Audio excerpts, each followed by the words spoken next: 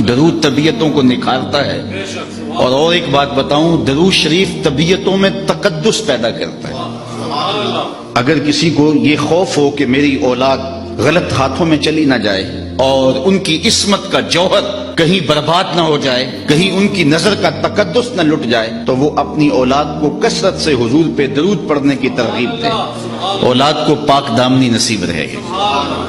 درود کا یہ فائدہ بھی ہے کہ طبیعتوں کے اکھڑ پن کو دور کرتا ہے۔ اگر آپ کو یہ پریشانی ہو کہ اولاد اکھڑ مزاج ہے، بات مانتی نہیں ہے، طبیعت میں سختی ہے، تو ان کو بطور وظیفہ درود کی تسبیح دیں۔ آپ ہفتوں اشروں میں دیکھیں کہ ان کی طبیعت میں لطافت آ گئی ہے۔ درود پڑھنے والے کو اللہ ذہانت کی دولت سے بھی مالا مال کرتا ہے۔ درود پڑھنے کا سب سے بڑا فائدہ یہ ہے کہ رسول کریم نے ارشاد فرمایا، قیامت کے دن میرے سب سے نیڑے وہ ہوگا جو کثرت کے ساتھ میرے اوپر درود پڑھنے والا ہوگا۔ ایک اور بات بھی عرض کرنا چاہتا ہوں، آج 72-73 فرقے ایک بندے کو کھینچ رہے ہیں، اور ہر بندے کے لبوں پر قرآن و حدیث کی بولی ہے۔ عام آدمی پریشان ہو جاتا ہے کہ جاؤں تو کدھر جاؤں۔ ہر بندہ تحقیق کرنے بیٹھ جائے اور ان 72-73 فرقوں میں سچائی پہ کون ہے اس کو تلاش کرنے لگ جائے، تو وہ باقی امور زندگی کیسے بجا لائے گا؟ تو کیا سادہ سا نسخہ ہے کہ ہم حق کو پہچانیں۔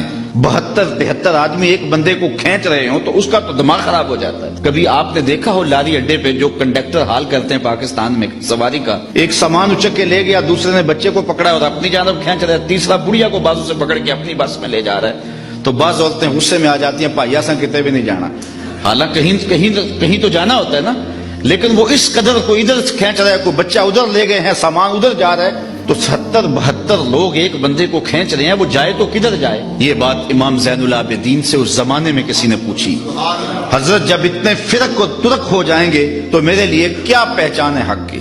تو امام زین العابدین نے فرمایا، جو اہل السنہ ہوں گے وہی اہل حق ہوں گے۔ تو سائل بڑا سیانہ تھا، دور اندیش بھی تھا، اس نے کہا کہ بہت سارے لوگ اسی ٹائٹل کے ساتھ موجود ہوں تو اس میں پھر اصلی سنی کی پہچان کیا ہوگی؟ تو سنو امام زین العابدین نے کیا فرمایا، فرمانے لگے، من علامات اہل سنہ کثرت الصلاۃ علی رسول اللہ، نشانی میں بتا دیتا ہوں، کثرت سے حضور پہ درود پڑھنے والے ہوں گے۔ اب کوئی خیر سے ہمیں درودیہ ہونے کا تانا دے، ہمارے لیے یہ تمغہ امتیاز ہے۔ میں کہتا ہوں ہم بارودیے نہیں، ہم درودیے ہیں۔ یہ ہمارے لیے اعزاز ہے، یہ ہمارے لیے افتخار ہے کہ ہم حضور پہ درود پڑھنے والے ہیں۔ تو کثرت سے درود پڑھو، اس کا فائدہ یہ ہوگا کہ آپ کو حق ہاتھ میں آ جائے گا۔ اچھا، ایک آخری بات درود کے حوالے سے اور بھی عرض کروں کہ درود پڑھنے والے کے لہجے میں مٹھاس پیدا ہو جاتی ہے۔ کسی نے اقبال سے یہ راز پوچھا کہ تیرے شعروں میں کھنڈ کہاں سے آئی؟ غالب اقبال سے بڑا شاعر اہل نقد مانتے ہیں، لیکن جو عزت اقبال کو ملی علیہ رحمہ کو، وہ غالب کا مقدر نہیں ہو سکی۔ تو کسی نے یہ راز اقبال سے پوچھ لیا کہ تیرے شعروں میں یہ مٹھاس کہاں سے آ گئی؟